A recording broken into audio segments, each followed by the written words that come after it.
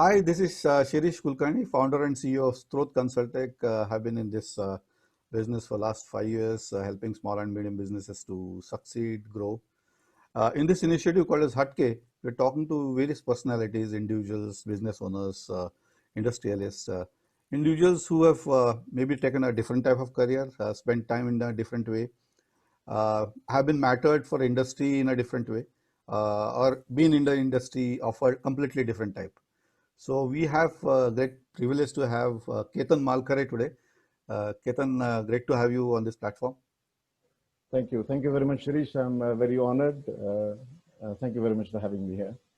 Wonderful. So Ketan comes from something which conventionally we call it as Marchant Navy. Having spent around 28 years in this space, some portion of it, major portion of it on the sea, some portion of it onshore, and managing this gimmick of sailing on the waves as such. Right from 12th standard, he has been doing this. So it is like, great thing that it's completely hatke, I believe. Ketan, great to see you doing this. Can you just, outline? Yeah, yeah, yeah. Great to be here, Shirish. Thank you very much for this opportunity. We all know people who are in this line of work. We all hear about them. Somebody, oh, where is he? He's gone to ship. Okay, where is he? When is he going to come back? He's going to come back after 6 months. And what does he do? That part is a little bit different. What does he do is a little bit tricky because not many people who have not been on the ship or who have not seen a ship would be able to imagine what a person does on a ship. So that part would definitely be of interest to some people who are desirous to know.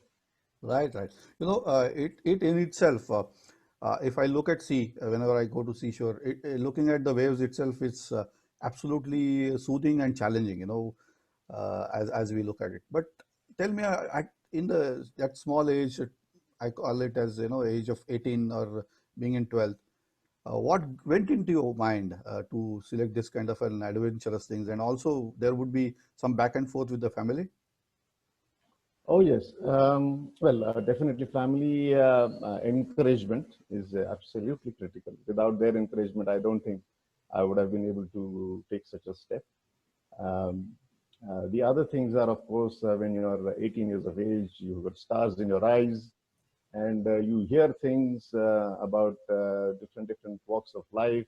In those days, other than being a doctor or an engineer, the third option did not really come to mind. Uh, People spoke of things like going into the National Defense Academy, and some also spoke of being an architect, those who were a little bit good in drawing, which I was at that time. Okay. So that was also one option which was there in consideration. But this particular profession, which was obviously what we know as Merchant Navy, was something that had a certain hidden glamour. And that unfortunately turned out to be a myth. But okay, we'll come to the myth part later. yes. But definitely there is glamour. There is the hidden glamour, which we don't really know whether it is glamour or not. We don't really come to know sitting ashore. But when you're 18, you definitely have certain desire to do something. Something would matter, something that would be different. In those days, since there was no internet, there was no flow of information technology was very limited. There was very hardly any information available as to what one does. Right. We would hear stories. Then I would go out to meet people. My father would take me to meet people who had been there. Right. Who were stalwarts in the industry at that point in time. And they would tell stories that would be really thrilling, that would be really inspiring, that would make you feel that you have to go on the ship tomorrow. And they would also tell stories which will make you really scared. And things like, oh, if there is a fire on the ship, if the ship sinks, if this happens, that happens, if you get injured, if you feel homesick, And well, uh, how much ever you can imagine, you really can't get to that point of imagination until you've been there. Wonderful. So nicely put, Ketan. But what was the trigger point in your mind? So glamour definitely at age of 18, we get completely sucked into it. Was that the Yeah. only thing, or you had something else in mind? Well, let's say it this way. I come from a family where, of course, there is a precedence of doing well in, let's say, academics. Uh-huh. Unfortunately, I would not say that I was very clever in academics in the Mm. sense of the conventional way of saying things. Mm. And I knew that I did not want to be an engineer. Wow. I wanted to be something else. Now, what that something else But is, yeah. it's definitely a search which everybody goes through, that struggle that I want to be this or I want to be that. And mostly people come to know that I don't want to be this. But Ah, okay. fortunately, I had this thing that which my father had always encouraged me at that time that, okay, try this. This is something which you can do. This is But yeah. something which you will be able to succeed at. Because Mm. you have that thing and you have that spark in you and this and that. And he gave me a lot of encouraging lectures. And I listened to that carefully. And then I said, yes, yes, we have to take a dive. If I want to be somebody, we have to take a dive, do something different. Otherwise, you'll be lost in the ocean of people that are not seen anywhere. Wonderful. Nicely put. I think what I am getting as a message is definitely looking at the conventional ways of doing things and looking at something which is unique and inspiring, though challenging at times, but picking that as a choice and diving into it. I think that's the Yeah, way. yeah. To make that decision, it's all right to say, sit in the comfortable chair of the living room of your father's house, and then talk about going to sea. But it's a different thing that when somebody tells you, okay, pack your bags, tomorrow you're leaving, Mm. then घरातनं पाय निघणं थोडंसं अवघड Oh, जातं. wow. Right, right. Yeah, yeah. So when it comes to that moment, I think it is definitely a tough decision. So hats off to your decision. But now we're talking about various training programs, and salute to you to be a captain of the ship. Wonderful achievements, and I believe you have a highest certificate of competence, the masters. So That, tell us something about it, Ketan. well, everybody dreams of being a captain, whoever is at sea. I mean, on the deck side, there are two sides. One is the navigation side, which we call it as the deck side. The other one is the engineering side. Uh-huh. So the person who rises up to become the captain is usually from, or rather not usually, it is always from the deck side. Now, why is it so? I'm sorry, I'm not able to give a good answer for That's that, but fine. those are the rules. There is a person from the engineering side as well who rises up to become the chief engineer. Chief engineer. Okay. And he is almost equal to being a captain, except that he does not have the command of the ship. But he has Understood. the overall responsibility of all machinery on the ship. Now, there's so much of machinery on the ship. So there are boilers, there is the main propulsion unit, which is the main engine, a very, very large ship. You'll have very, very large engines. There are generators to give power supply. There are boilers to make steam. There is a freshwater generator to make water. There's Mm-hmm. a huge air conditioning system, and so on and so forth. We can go on talking about machinery. There's no end to it. But he's the person. The chief engineer is the person who is the one in charge, and he has got a separate team for that altogether. A highly competent team of marine engineers to look after the ship's machinery. Because nowadays, the ships are not like in the old days where we had sailing ships and they used to not have any propulsion system other than oars and sails. Oh, okay. Now we have got ships which run on engines, and those engines have got propulsion systems which run on, they're like diesel engines. But only thing is that they don't use diesel, they use something else. They use something we call as bunker fuel. Okay. And that bunker fuel is an extremely, how should I say, a dirty product. something that you cannot use in any other form of industry. Kind of tar like tar look like A little looking better than tar. better. A Okay. little better than tar. In the fractional distillation column, what comes above tar is this. Okay. Right. So uh, that's the kind of thing that happens on the ship, uh, which we don't come to know sitting here, of course. Right. Right. So going asking a very naive question, Ketan, what are the different types of ships? I mean, my knowledge is also limited, so I'm asking this question. Yeah, different types. Oh well, there's so many types. Uh-huh. We often think of ships as either naval ships. It's a very common question, you know. What kind of? Oh, he's in merchant navy. Okay. What kind of ship? Very few people will dare to ask that question. What kind of ship? Mm. Because people know either cruise ships, which are meant for luxury vacationing, or people know naval ships. Now, when you speak of merchant ships or commercial ships, firstly, they're very large. They are quite big. I mean, they can be small also. It's not necessary that all of them have to be big. But the scale and the magnitude is really sometimes overwhelming. Okay. You think of any commodity and you want to transport that commodity from one part of the world to another part of the world. There is a ship for it.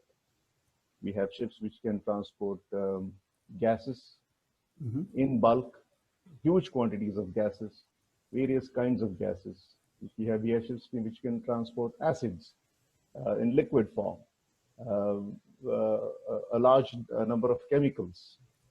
We have ships that can transport oil in bulk, which we also know. And those are the most, I think, most heard of ships in terms of commercial ships. We have ships that can carry cement, that can carry coal, which are called as Okay. dry bulk cargo ships. Then we have these container ships, which can carry anything, right from furniture to any piece of machinery to anything that can fit into a container can be carried on a container. Right. Right. And I can go on about it. We have ships that can carry cattle as well. Oh. Okay. Yeah. Just a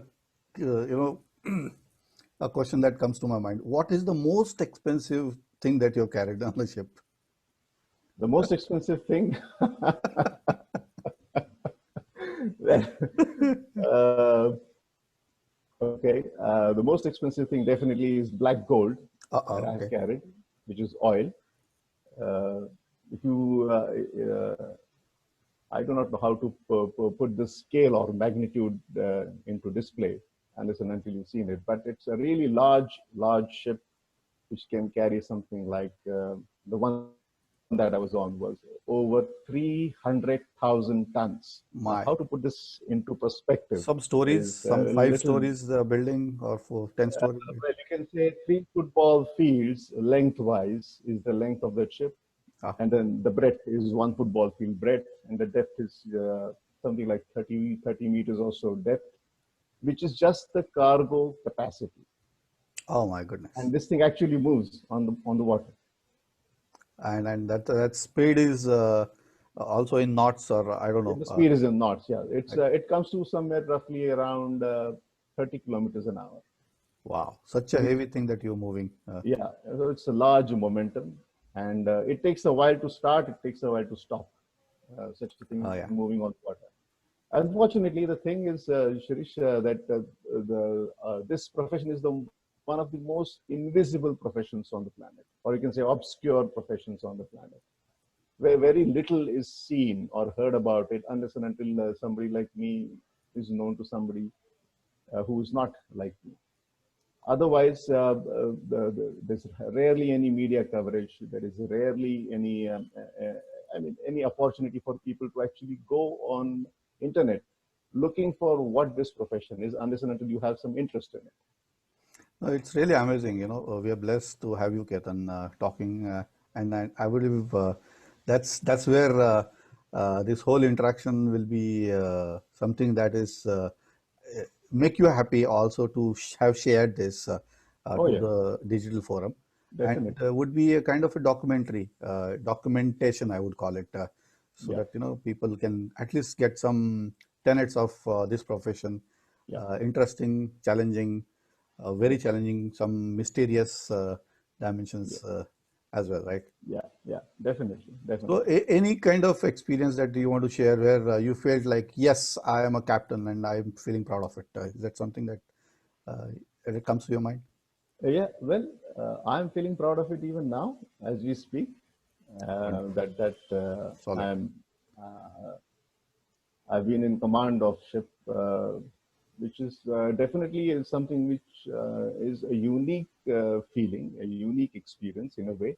Although there are many like me, thousands and thousands of people who are captains, and all of them no less than me, if not better.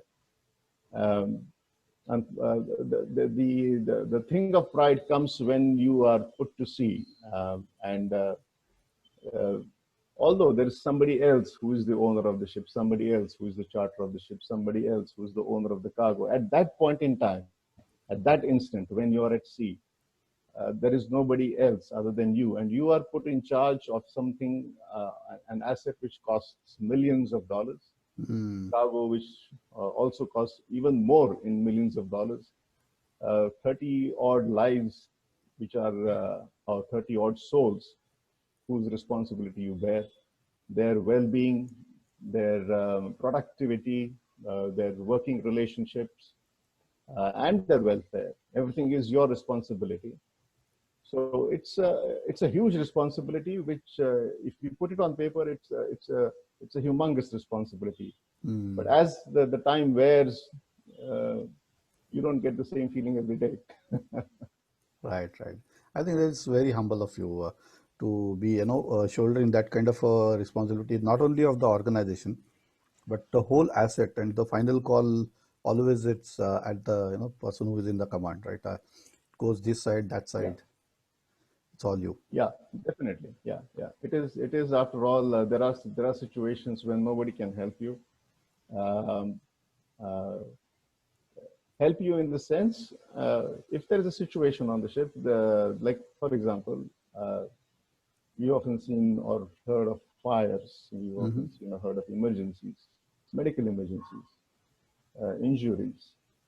There's not going to be any doctor there. There's not going to be any fire brigade there. There is not going to be any external help coming to you Mm. because you're at sea. You're just not physically accessible to anybody, and there are Wonderful. there are certain decisions which you have to take on your own. Although there may be people who you'll be consulting. Okay, Mm. you call up somebody in the one's office, or should I do this? Should I do that? But eventually, it is your call. It is your decision that would be mattering. True, true, true. So, just a question comes to my mind.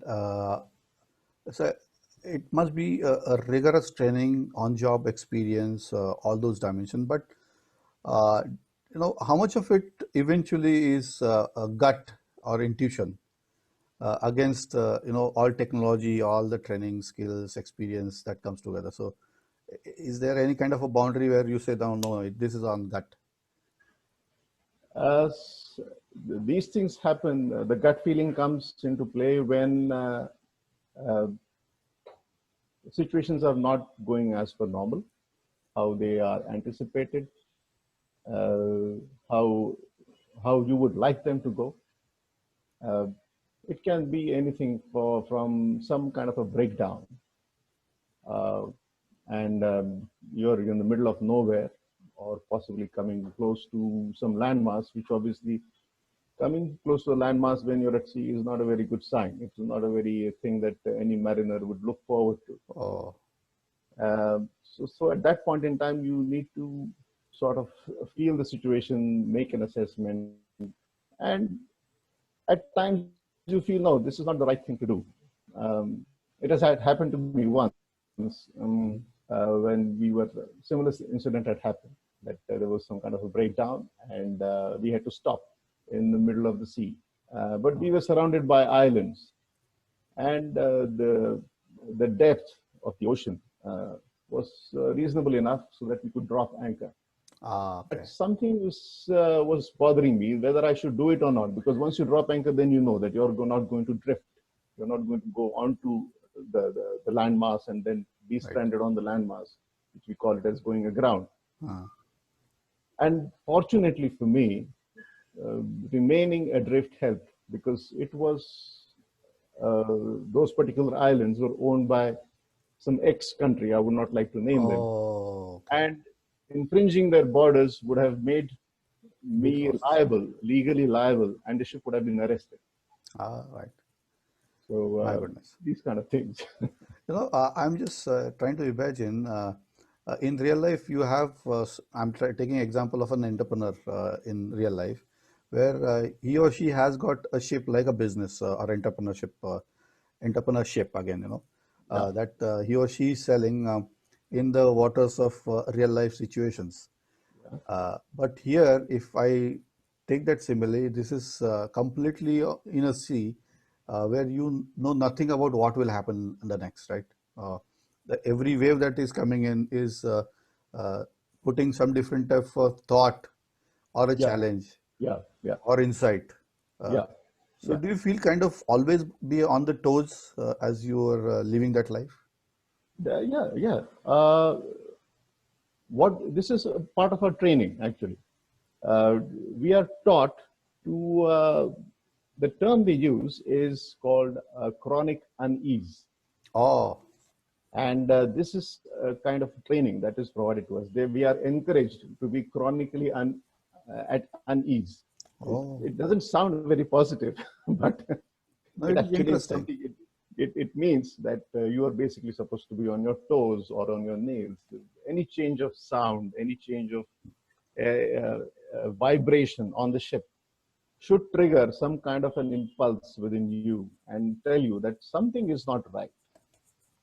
And so you tend to be a little on edge when you're at sea, whenever there are situations which demand your attention, and then if you ignore can lead to bigger problems. So this definitely forms part of the training. What was the other question, Ashish? Yeah, I think I was trying to sum this up, saying that the alertness, I think, to be on the toes Yeah. is extremely critical. And if you are being trained on through this, I think it is amazing. Another question that was coming to my mind is that being on such a state of alert continuously, 24 hours, maybe 365 days or portion of it, whenever you are on the shore, uh, does it give you a different kind of a experience, like you're slowed down or something of that sort? Yeah, well, this is something which all mariners look forward to. But just adding up to what we were discussing True. previously, Yes. uh, uh, apart from the unease part, apart from the chronic unease part, uh, every mariner has an anticipation Hmm. of things to come, Okay. of what is going to be tomorrow like, or what is going to be 1 week from now. That anticipation, if you're only as good as how your anticipation is sometimes. Oh, We have a lot of checklists, we have a lot of procedures which tell you what to do, when to do, how to do. But it is your anticipation of a particular event that is going to happen, oh, a port call that is going to happen, that will tell you how good you are or how not so good you are in anticipation of things. So that is from where that chronic unease also would come to any mariner naturally. okay. Yeah. Speaking of when you're ashore, well, everybody looks forward to being on vacation.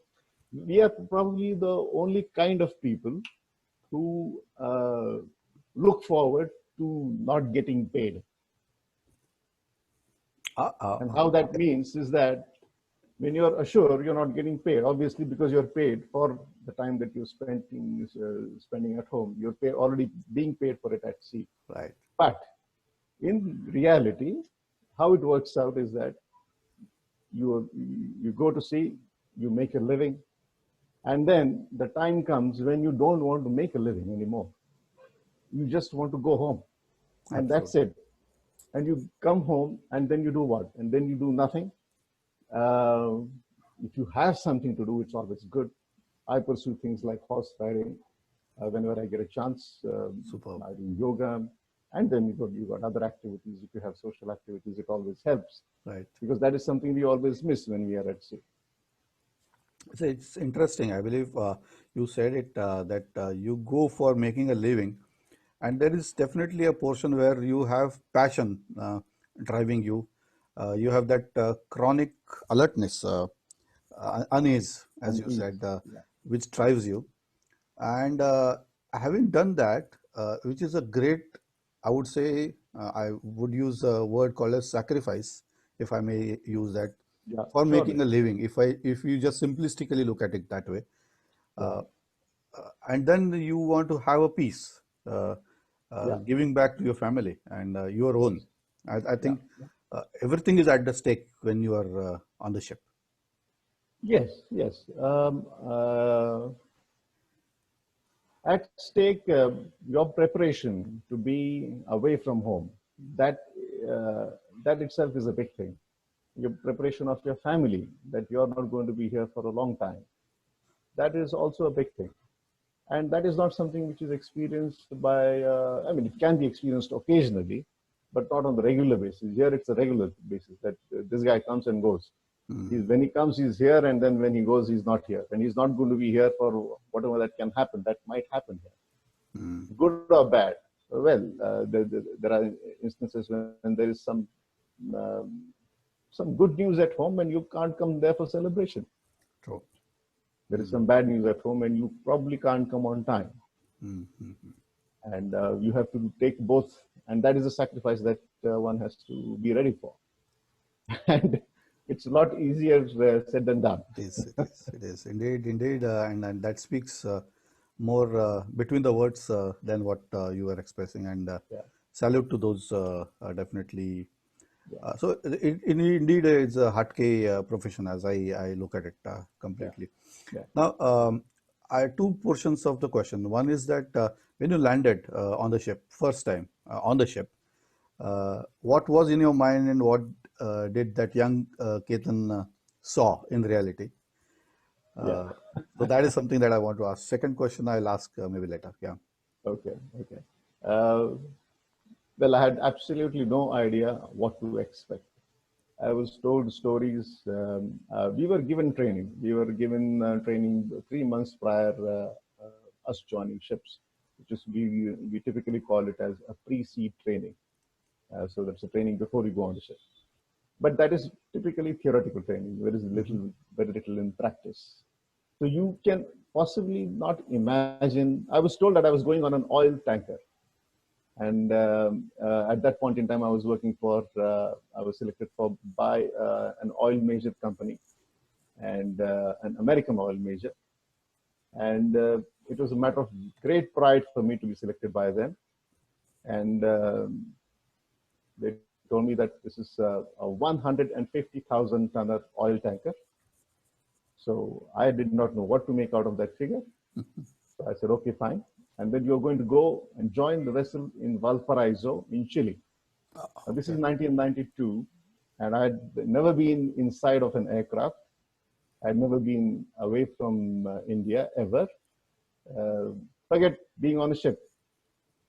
So to travel all the way up to Chile, to reach there, the middle of the night, and then we had to finally, when I reached the port where the ship was, it was in Valparaiso. It was in somewhere in the night time, and the ship was at a distance away because of a very big ship. They can't come into port, at least Right. not in that port at that point in time. So we had to take a boat and reach there. The boatman, who could barely speak English, he told me that you're going to go take 40 minutes to reach the ship. I said, all right, fine. When I reached the ship, he woke me up because I'd fallen asleep. And he said, okay, there's the ship. Okay, go, go, go, go, go. Take the bag and go.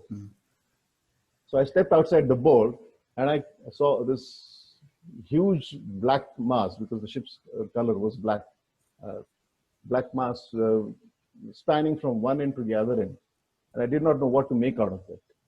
And that is that moment. I mean, after that, I've been on several ships, but that particular moment is engraved in my memory as something which is overwhelming. You go on the ship and you again see something which you've never seen before. It is fortunate for somebody who meets there on the ship, whom you can get along with, or whom you can actually, at that stage, at that young stage, whom you can make friends with. And so it's very important to have a good interpersonal skill to be able to survive well on the ship. Because you don't know anybody, and next ship you go again, you don't know anybody, and it goes on and on. Wonderful. I think that's wonderful to hear the experience as a young Ketan. The second portion of the thought was that as a captain, what do you remember as the best decision that you've taken, or something that you feel proud about, and that wow moment as a captain? Wow.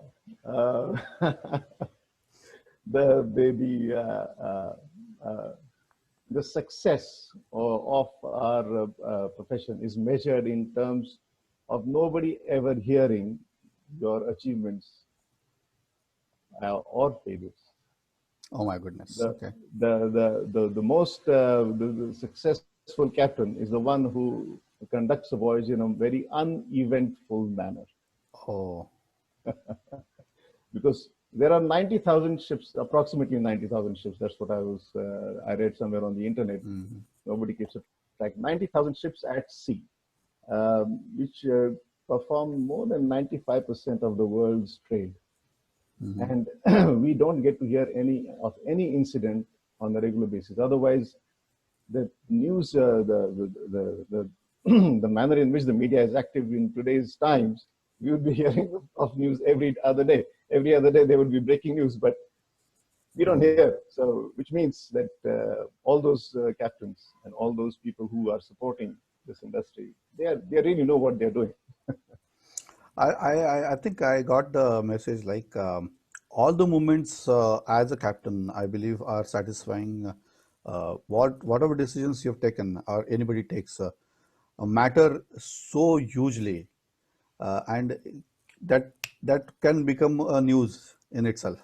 Yeah, yeah, So being uneventful yeah. is what is It's the target. is the target. Yeah, yeah. So nicely put.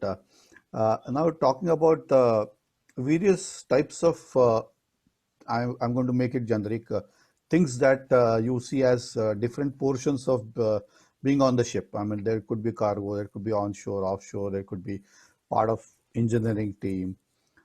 There could be exploration. Some mishap happens, and then somebody comes as an assessor.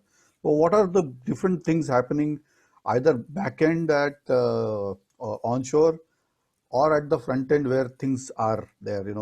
Beyond what is selling, which is uneventful. Oh, yeah. Beyond sailing, well, as a matter of fact, everything should be uneventful. True. Unfortunately, things don't happen that way. Yeah, majority of the work that happens in shipping, in terms of planning, in terms of getting the cargo, in terms of uh, keeping the ship up to date, in terms of keeping the ship provided with all the services, with all the supplies, with the people, with all the necessary instructions, is happening from ashore. So all those people who are, since I've been there from on the other side, so sitting ashore and then giving certain advices to the ship, or arranging things for the ship, they all happen ashore. And the things like it all starts with being in a ship owner's office. Typically, we hear of shipping company. A shipping company, what all can it mean? A shipping company can mean that you're a ship owner. It can mean that you're a ship manager. It can mean that you're a ship charterer. It can also mean that you're a ship broker. It can mean that you're just a commercial operator. You just take a ship on charter. On charter meaning basically on hire, and then operating in that ship in the open market, or we can say spot market, or the time charter market. And there is, I do not want to go too much into jargon, That's otherwise fine. That's fine. it can get, yeah. Good, Uh, good. the Also, there are things which people who provide services to the ship, like port agent. Now, ship goes from one port to another port. Now, what happens when the ship leaves the port? The ship can't leave the port without the port authorities actually telling the ship that, okay, fine, you are cleared to sail. Now, who is the person who organizes all the activities of the ship in one port? He's the port agent. He's the person or an entity appointed by the ship owner or the charterer to make sure that the ship gets all the stuff that it requires and that the ship is able to do its business in port, which can mean legal compliance, which can mean commercial compliance, which can mean safety compliance, environmental compliance, all these things. All this gamut of all activities happen by the aid of having such a person there.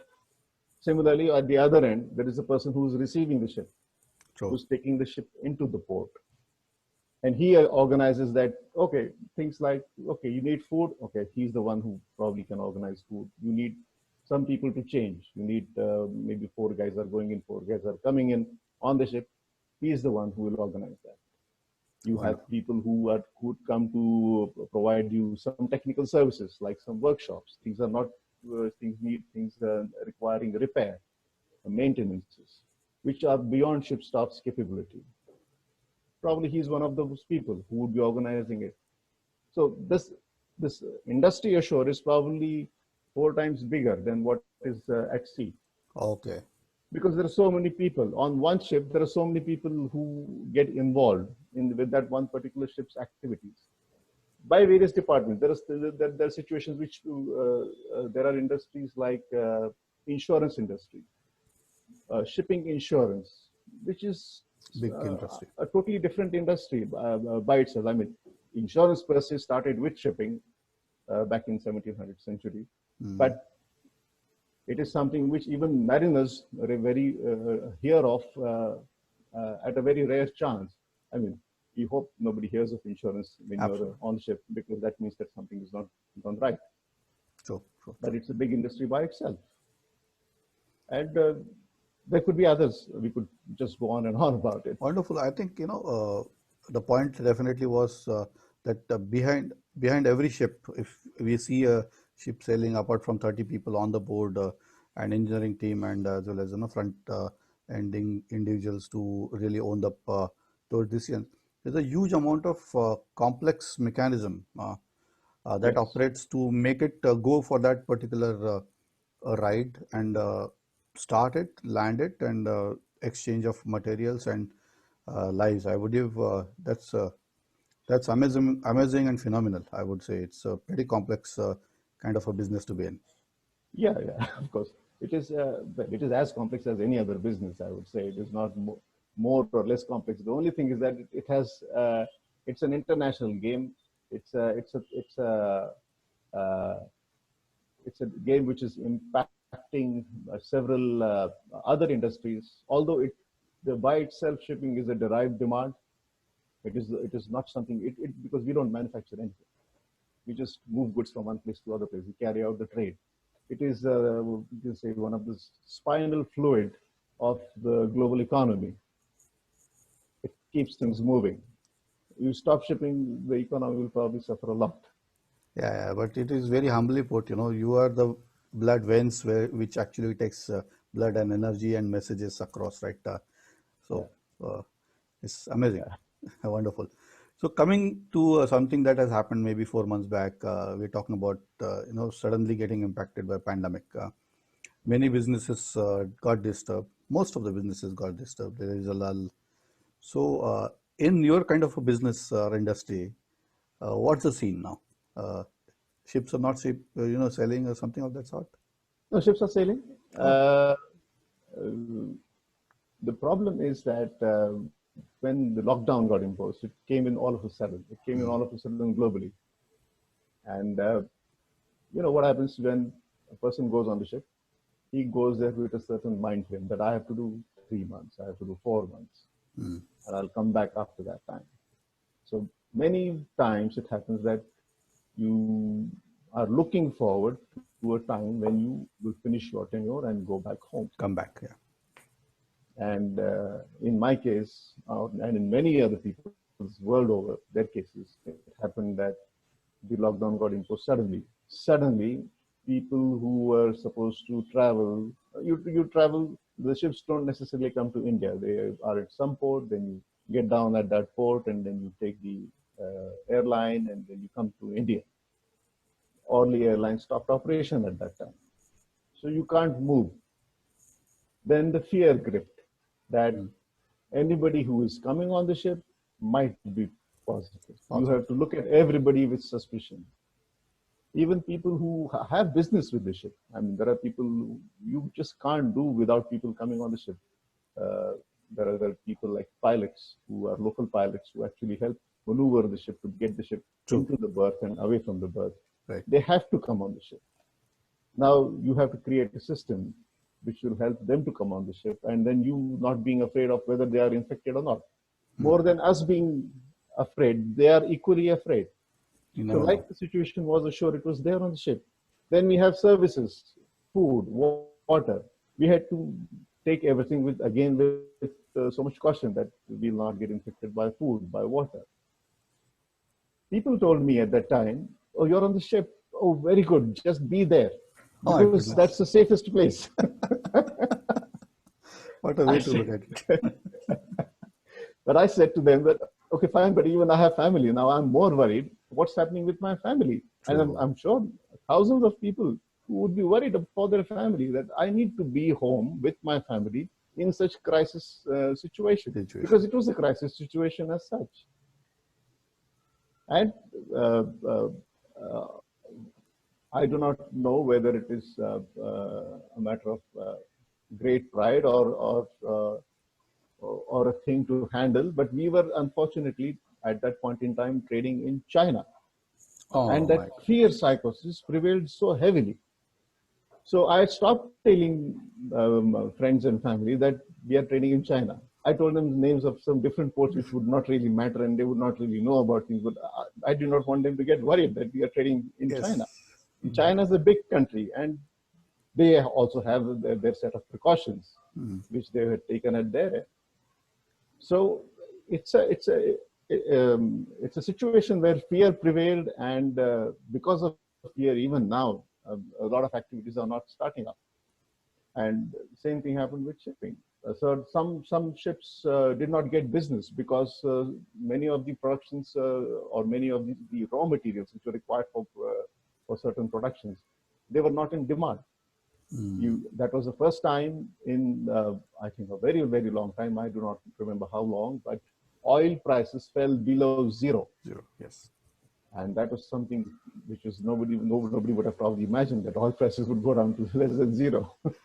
It's a great impact on the economy, I believe, international economy, and if the ships are still running, and it's the word lockdown is a pretty strong word, Yeah. but being locked down either on the ship by itself or somewhere on the shore that you're not part of even the ship, not that they're let you going, taking you in because you are a stranger there.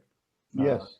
Yes. so it's a pretty difficult experience. Oh, yes, yes. There have been several such mariners who were stuck neither on the ship nor at home. They were stuck Mm. intermittently somewhere in between, and uh, they had to spend weeks and months waiting to hear from either ends, Mm. getting in touch with their respective countries' embassies and consulates to be able to reach their home and or even to get some sort of aid, a place to stay, a place to where they can be safe.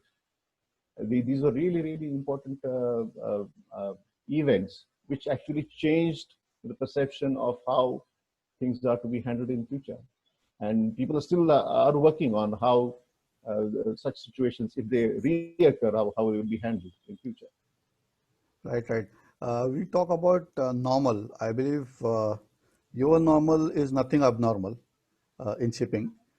But where do you see that new normal going for shipping as such? Do you see some changes, paradigm changes happening in shipping? Because of the COVID situation, Yes, yes, yes. there would definitely be, at least for the foreseeable future, we definitely see that there's going to be more sacrifice involved for a mariner to be at sea. And the reason why I say that is because going ashore or being on a shore leave is one of the privileges which is taken for granted. Okay. And that cannot be taken for granted anymore. My At goodness. least not till the time the fear subsides reasonably for people on the ship to feel comfortable that okay, if we are, let's say we are in Singapore, let's say we are in any place in Japan, in Europe, that we can safely go ashore and come back without testing positive. That's the thing which is definitely going to be a major sacrifice for the mariners. It's actually just I was thinking, when you are on a ship, there is a eagerness to touch the ground, right? I mean, Yes, yes. it's everybody is just eager. So I thought only the visa could be a bottleneck or the reason that you need to have a permission to go. But this is beyond that, right?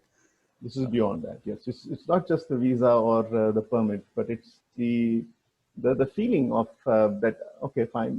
That I'll go ashore for 3 4 hours. I'll probably have lunch ashore or dinner ashore, and come back to get some fresh air and touch the land and see some few locals here and there. Maybe watch a movie and then come back with a fresh mind to work. Right. But even that thing may be a little difficult. Yeah. So great. One question that was coming to my mind, being always on the alert in this profession. Where do you get that peace? How do you get that, your capacitor discharged, your mind kind of at ease? Do you see meditation or spiritual aspect comes into picture or It is something? encouraged. It is definitely encouraged. Many of the psychologists who are employed by various shipping companies uh, in the industry, they do encourage such activities, physical exercise, meditation. Uh, Unfortunately, what happens is that it is not always possible to do it on the ship for all the ranks, because there are some ranks which are more busy than the other ones. Some which work only during the day, and some are watchkeepers. Watchkeepers meaning they work on watches, which is a 4 hour shift, and you've got to be after every 8 hours you have to be on watch again for 4 hours. So a person who is keeping a 12 to 4 watch in the morning and or rather in the afternoon and in the night, he doesn't have actually time to call what do you say, the evening time. The evening time for him could probably be the time for him to sleep. Okay. And there are people who are in senior ranks who don't keep watches, like people like me who don't keep watches, but who are all the time on thinking mode, or who are all the time on the alert, or who are all the time wanting an opportunity to relax. Perhaps the time when we actually look forward to relax is when we are at sea. Oh, it's We are reverse. in the on a long ocean passage when we've got plenty of days of sailing. Those are Oh, the days when and the weather is rough. You anticipate nothing going wrong. my God. You try to sneak out some time that okay, fine. This is the time that I can be at leisure. I just remember one of the renowned actors, I would name him, Prashant Damle said Yes. that मी जेव्हा स्टेजवरती असतो तेव्हा मी relax होतो. So I think Yeah. I see that kind of a similar thought you are expressing. Uh, just talking about stability of mind as well as the force of the thought. I can sense that the individuals are absolutely on alert, and thought is the only power that runs them, right? So, do you find in like-minded people around you who are in selling that as a very peculiar and extremely powerful acumen that you have built, which is unique for your profession, which is power, thought, stability, focus? Is that something that you find that like that? Yes. The uh, uh, the effects of that is that when we are on the ship, the thought process that is on all the time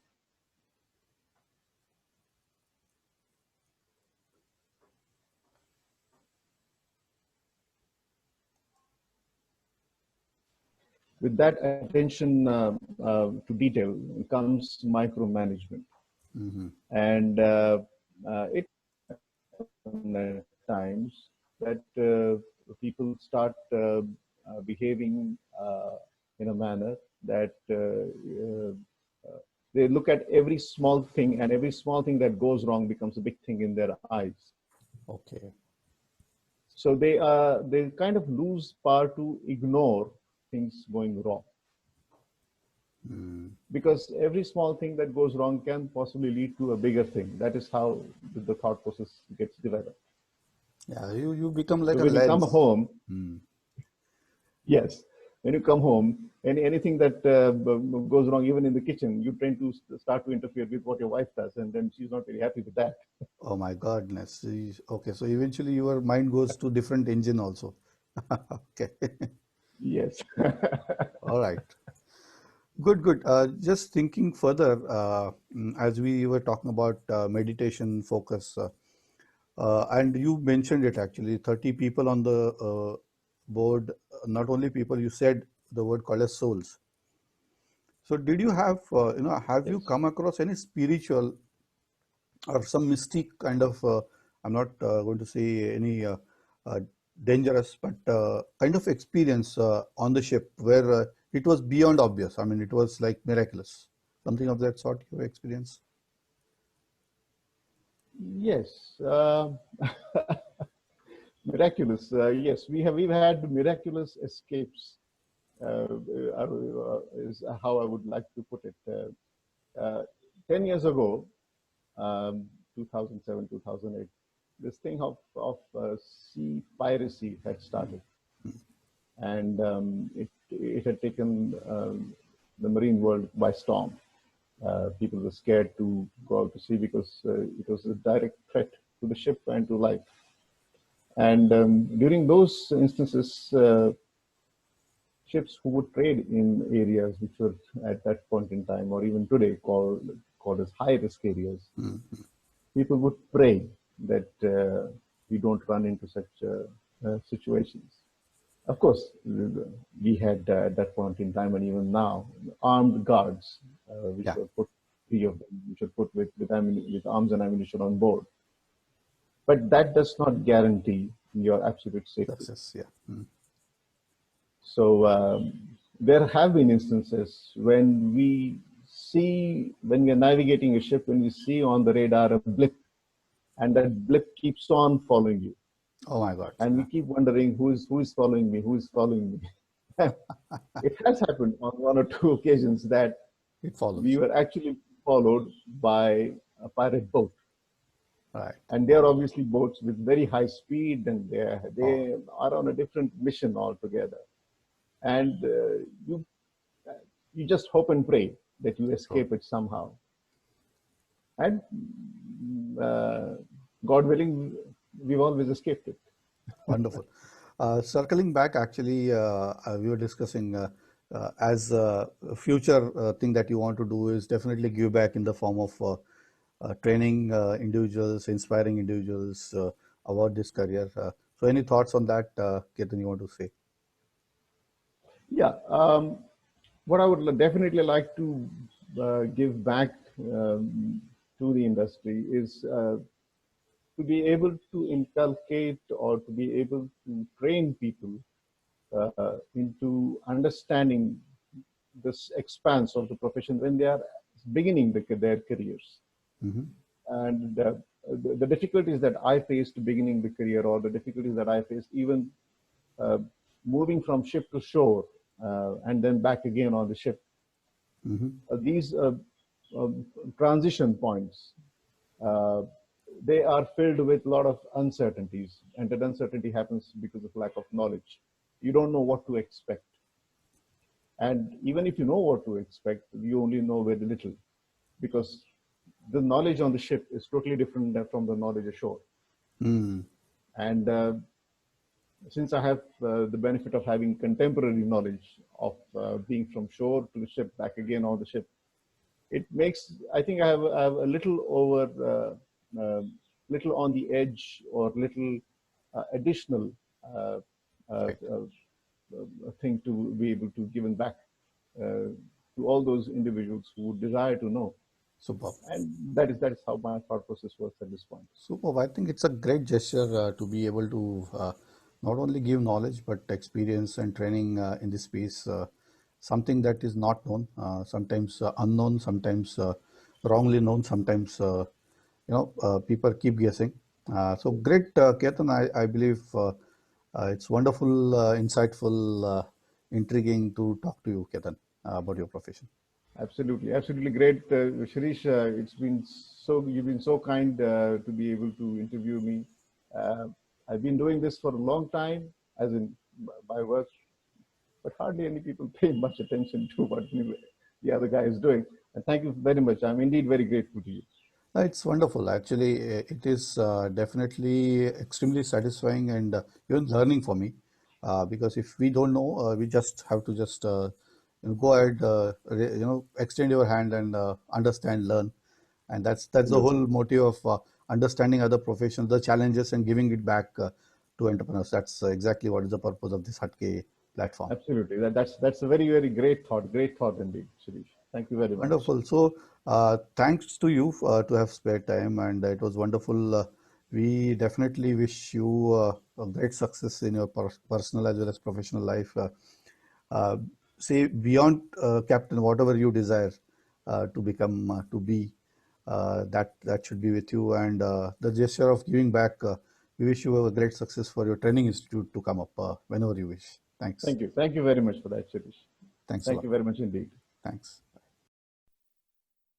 business कोई भी हो, success की नींव हम रखते हैं। बुलंदियों को छूने की आपके अरमानों की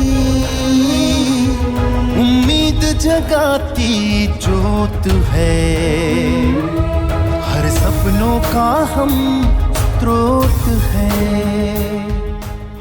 सही स्ट्रेटेजी, परफेक्ट डिसीजन मेकिंग और बिजनेस ग्रोथ के लिए हम आपके साथ कंधे से कंधा मिलाकर आपकी स्वप्न पूर्ति करते हैं। स्त्रोत कंसल्टेक, सिनर्जाइजिंग ट्रांसफॉर्मेशन।